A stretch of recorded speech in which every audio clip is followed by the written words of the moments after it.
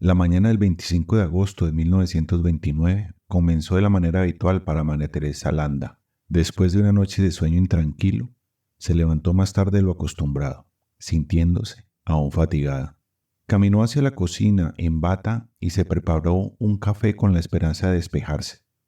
Sobre la mesa del comedor, un periódico aguardaba su atención. Al hojearlo, un titular la paralizó. El impacto fue demoledor. Sus ojos se fijaron en la noticia mientras una mezcla de ira y desesperación la inundaban. Dejó el café y se dirigió al salón donde su esposo, el general Miguel Vidal, leía un libro con aparente calma. ¿Por qué me has hecho esto? ¿Y por qué me has destruido?, le gritó, sin contener sus emociones. Vidal apenas tuvo oportunidad de responder. En un arranque, María Teresa tomó una pistola Smith & Wesson calibre 44 que reposaba en una mesa cercana. Primero apuntó el arma hacia sí misma, amenazando con quitarse la vida. Cuando el general intentó acercarse para calmarla, María Teresa descargó el arma contra él. 6 disparos lo alcanzaron y le causaron la muerte instantánea. Podrás pensar que esta historia es la historia de una niña rica y caprichosa, pero veremos más adelante que María Teresa Landa tenía una vida perfecta, fama, fortuna y el amor de un hombre poderoso.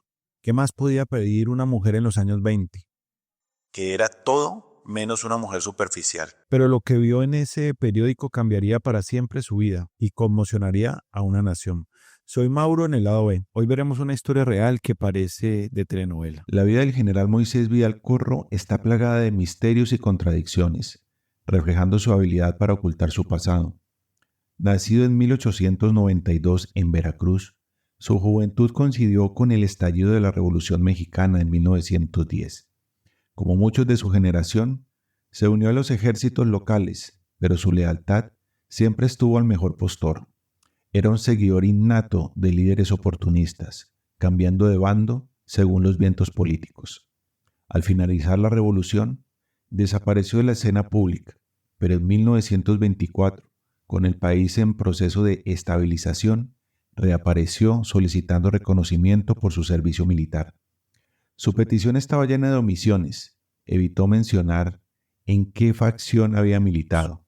Aprovechando el caos administrativo de la época y posiblemente mediante artimañas, logró ascender al rango de general, un título que ocultaba más de lo que revelaba sobre su verdadera trayectoria. Este hombre, en parte fiel al estilo machista de la época, tenía muchos defectos, pero era feliz con la conveniente relación. Ahora veremos un contraste hasta anecdótico que acabó con la aparente felicidad de la pareja y se llevó la vida de un hombre casi intocable. ¿Qué descubrió María Teresa Landa aquel domingo que la llevó al límite? En el Ministerio Público, otra María Teresa presentó una acusación muy grave para una sociedad cambiante, pero muy conservadora. El titular del periódico que nuestra protagonista leyó acusaba al general de bigamia. En el artículo detallaba: en el Ministerio Público, la señora María Teresa Errejón de Vidal presentó una acusación contra su esposo, el general Moisés Vidal, por el delito de bigamia, solicitando su detención. Junto al texto, una fotografía acompañaba la noticia de una de las muchas imágenes que Vidal se había tomado y habían circulado en la prensa el año anterior. Pero lo que más la perturbó fue otro detalle. La nota sugería que ella misma, María Teresa Landa, podría enfrentar cargos por haber participado en un matrimonio ilegal. Aturdida por la confusión, buscó respuesta en su esposo. Al confrontarlo, Vidal, sin apartar la vista de su libro, respondió con indiferencia: no hagas caso. Estas palabras evasivas confirmaron sus peores temores. El hombre en quien había confiado no solo era un mentiroso, sino que su matrimonio, por el cual había desafiado a su familia, carecía de validez legal y moral. De un golpe, el mundo se desmoronó. Pensamientos sobre su reputación, la deshonra familiar y la traición inundaron su mente. En medio de la tormenta emocional, la rabia y el resentimiento, la llevaron a actuar con una precisión fatal. En una jugada cruel del destino, los privilegios de tener un esposo militar le habían cobrado con creces la jugadita al general. La empleada doméstica que entró a la sala encontró una escena desgarradora. María Teresa Landa estaba de rodillas abrazando el cuerpo sin vida de su esposo, gritando su nombre con desesperación. Sus manos manchadas de sangre eran el silencioso testimonio de aquel abrazo final. Entre sollozos repetía palabras incoherentes, como si su mente no pudiera asimilar lo ocurrido. ¿Qué había hecho? ¿Por qué había matado al hombre que, a pesar de todo, aún amaba? La respuesta parecía escapar en medio de su dolor. Poco después llegaron sus padres y hermanos, que regresaban de misa. Fueron ellos quienes notificaron a la policía, que llegó rápidamente. Los agentes encontraron el salón en un silencio sepulcral, el ambiente cargado de tragedia. El general Vidal yacía sobre el sofá, su cuerpo inclinado, María Teresa sentada cerca, lúcida, abatida, con una mirada perdida. La conmoción de la familia era palpable, incapaces de comprender cómo su hija, una joven brillante y admirada, había caído en ese abismo. Esa misma tarde, María Teresa fue llevada a la comisaría y al día siguiente ingresó a la cárcel de Belén. Las fotografías de su estancia en prisión mostraban a una mujer envuelta en un manto negro, portando un luto que trascendía incluso la vestimenta, con el rostro sombrío y el alma quebrada por culpa del sufrimiento. Para entender la importancia del hecho, vamos a conocer algunos detalles de María Teresa Landa y por qué esta historia es digna de una película de Scorsese. María Teresa nació en la Ciudad de México en 1910, durante el inicio de la Revolución Mexicana. Hija de Rafael y Débora, recibió una educación tradicional y desde pequeña mostró gran inteligencia y disciplina. Estudió en un colegio de monjas y luego en la Escuela Central, en San Cosme. Aunque tuvo inclinaciones religiosas, decidió estudiar en la escuela normal para ser maestra. Además de su inteligencia, su presencia física no pasaba desapercibida. Así fue descrita. Sus hombros redondeados, cabello negro y brillante, piel de porcelana y una cintura que acentuaba su gracia. Sus manos delicadas, piernas esculpidas con elegancia y una mirada intensa que parecía penetrar el alma. Caminaba con una cadencia casi etérea, como si flotara. Su voz grave y metálica combinaba poder y dulzura, y sus palabras siempre cargadas de ingenio. Su porte y personalidad capturaron la atención donde quiera que iba. Era imposible no voltear a mirarla. Pero nuestra hermosa mujer no solo contaba con atributos físicos e intelectuales, era una de las mujeres más famosas de México. Admirada y respetada, siempre recordada en todos los rincones de la nación. ¿Y por qué fue esto? Al finalizar la preparatoria, María Teresa tomó una decisión que sorprendió a muchos. Ingresó a la escuela de odontología. Allí se interesó en áreas como la fisiología y la anatomía, destacando por su rigor y curiosidad científica. Sin embargo, su vida dio un giro inesperado en marzo de 1928, cuando el diario Excelsior anunció el primer certamen de Miss México. Este concurso no solo evaluaba belleza, sino que también buscaba reflejar el nuevo rol de la mujer mexicana en una sociedad en transformación. Los requisitos para el certamen eran estrictos. Jóvenes solteras entre 16 y 25 años, con buena reputación y sin vínculos con el cine o el teatro, considerados inapropiados. La inscripción se realizaba mediante cupones del periódico, lo cual ayudaba a aumentar la circulación de Excelsior. Lo que comenzó como una broma entre compañeros se volvió serio. Convencidos de que María Teresa no tendría rival, sus amigos enviaron su fotografía. Ella, segura de sí misma, aceptó la participación como un halago, consciente de que su combinación de inteligencia, elegancia y educación la distinguía. En los años 20, pocas mujeres accedían a la educación superior y menos aún dominaban otros idiomas o tenían un interés profundo real por la literatura. María Teresa rompía todos estos moldes, utilizaba estas cualidades como sus mejores armas en el certamen de belleza. Durante las entrevistas con la prensa y el jurado, impresionó por su seguridad y elocuencia. Al ser preguntada sobre sus autores favoritos, mencionaba sin titubear a Anatole France, Paul Bourget, Rein Roland, Oscar Wilde, James Joyce, Bernard Shaw, entre otros. Su conocimiento literario y capacidad de reflexión revelaban a una mujer que no solo era hermosa, sino también culta y evidentemente progresista. Para María Teresa, la educación femenina era esencial para superar la pobreza y la exclusión social. Sin embargo, su desempeño en el concurso no estuvo exento de polémica. Durante la presentación del traje de baño, mostró la misma confianza que en las entrevistas previas.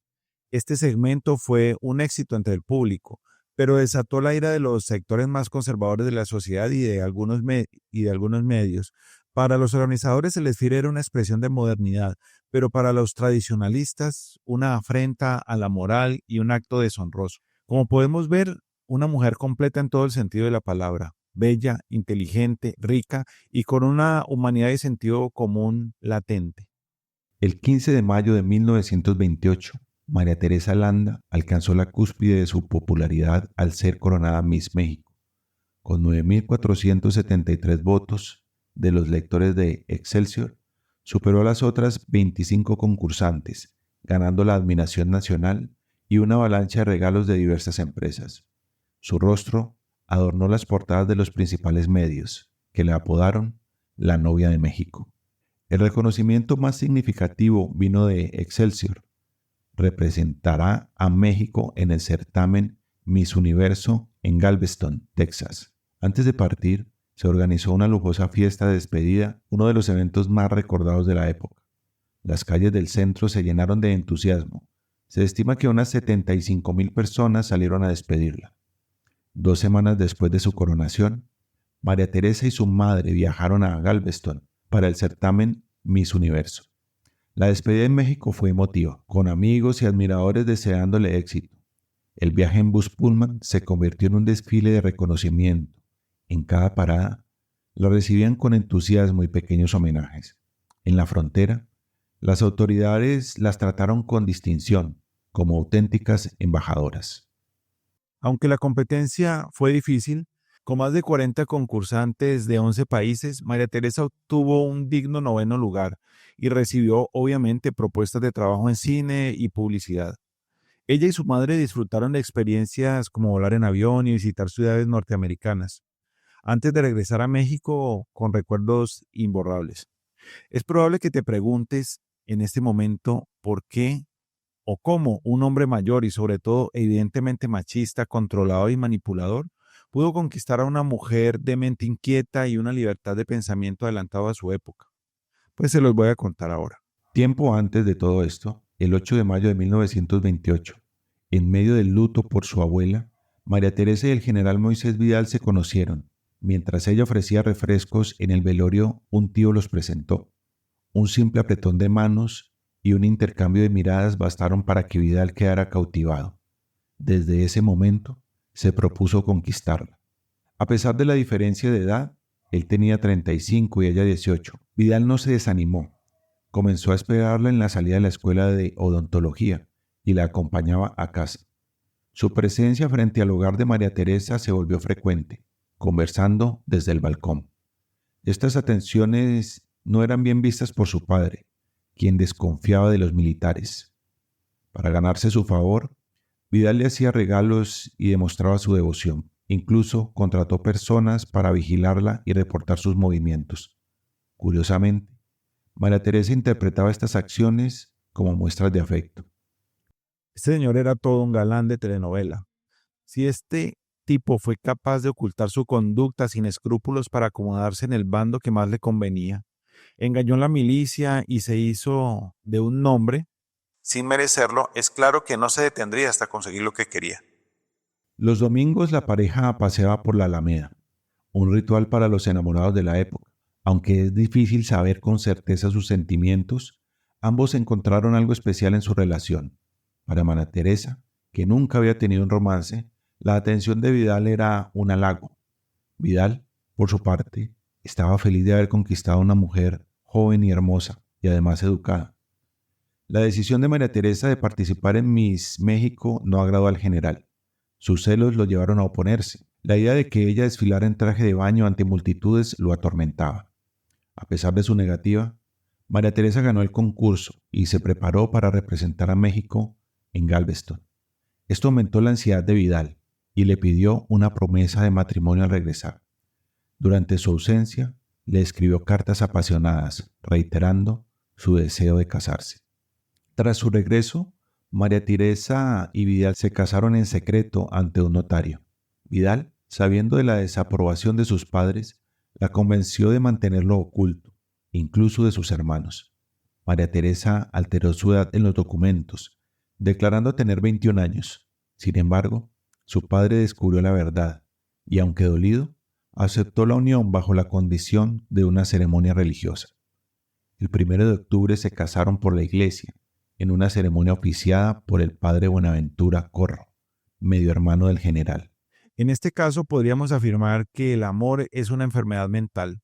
Cega los ojos, la mente y nos vuelve evidentemente incapacitados para ver todas las señales de que vamos a estrellarnos con una pared. Meses después, Vidal llevó a María Teresa a su tierra natal, en Xalapa. La presentó oficialmente a su familia.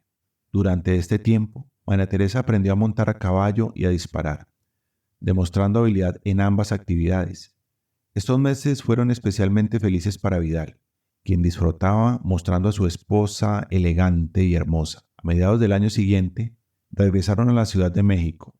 Vidal buscó un departamento en la colonia Roma, pero no fue del agrado de los padres de María Teresa. Finalmente, los invitaron a vivir en su casa, ofreciendo un espacio más adecuado. Durante todo este tiempo, María Teresa desconocía el oscuro secreto de su esposo. Vidal ya estaba casado con otra mujer, también llamada María Teresa, pero de apellido Errejón.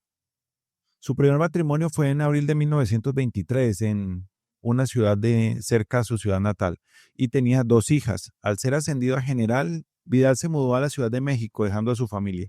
Al principio mantenía contacto y enviaba dinero, pero eventualmente cortó toda comunicación, coincidiendo este hecho con el inicio de la relación con María Teresa Landa. María Teresa Rejón aportó pruebas contundentes que demostraban el delito de bigamia: actas de matrimonio, cartas, fotografías y testimonios. La fiscalía inició un proceso contra Vidal y solicitó su arresto. Mientras tanto, el escándalo llenaba los titulares. Fue ese domingo, 25 de agosto de 1929, cuando María Teresa Landa descubrió la devastadora verdad en el periódico. En poco tiempo, la furia la llevó a cometer el acto que cambiaría su vida. El mayor error de Vidal fue subestimar a una mujer traicionada. Al sentirse abandonada, Errejón viajó a la Ciudad de México y confrontó a su esposo. Vidal, a mejor de sus estilos, intentó sobornarla para que regresara a Veracruz, pero ella no cedió. Presentó la denuncia ante el Ministerio Público. La noticia se filtró en la prensa, convirtiéndose en el escándalo del momento. En la actualidad, los escándalos de este tipo son pan de todos los días. Incluso muchos famosos o pseudofamosos arman tramas dignas de un Oscar para lograr notoriedad. Pero para la época, esto era algo inconcebible, tanto por el hecho como los protagonistas. A las 2 de la tarde del mismo día del asesinato, María Teresa Landa fue arrestada. Tras unas horas en la comisaría, fue trasladada a la cárcel de Belén, acompañada por sus padres. La prensa capturó cada momento.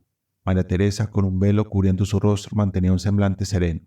En prisión fue recibida por otras reclusas, algunas encarceladas por crímenes pasionales. El 18 de noviembre de 1929 comenzó su juicio, que se convirtió en un espectáculo mediático. Fue el último juicio con jurado popular en México. La defensa, a cargo de Juan María Lozano, argumentó que había actuado en un estado de conmoción extrema. La fiscalía intentó manchar su imagen con fotografías en traje de baño, presentándolas como una evidencia de inmoralidad. El 1 de diciembre de 1929, el jurado la declaró inocente por unanimidad. Concluyeron que el crimen fue cometido bajo una intensa emoción provocada por las circunstancias excepcionales. La noticia de su absolución generó reacciones mixtas. Para muchos era el triunfo de la justicia. Para otros, una muestra de la parcialidad influenciada por la imagen de la víctima, en este caso, una reina. Este juicio marcó el fin del uso del jurado popular en México. ¿Qué opinan del resultado del juicio de María Teresa Landa? María Teresa regresó al hogar de sus padres con la intención de reconstruir su vida. El peso del escándalo nunca la abandonó, pero con admirable fortaleza se enfocó en los estudios y la docencia. Se convirtió en una destacada profesora de historia de la UNAM, dejando una huella imborrable en sus estudiantes. Nunca volvió a casarse, optando por una vida discreta y dedicada al conocimiento. Falleció en 1992 a los 82 años, dejando un legado complejo. Una historia marcada por la tragedia, pero también una contribución innegable a la sociedad de su país, que durará por mucho tiempo. Además, un gran ejemplo de resiliencia. Si llegaste hasta aquí, te invito a reaccionar sobre esta historia. Suscríbete al lado B. Recuerda que soy Mauro. Hasta la próxima.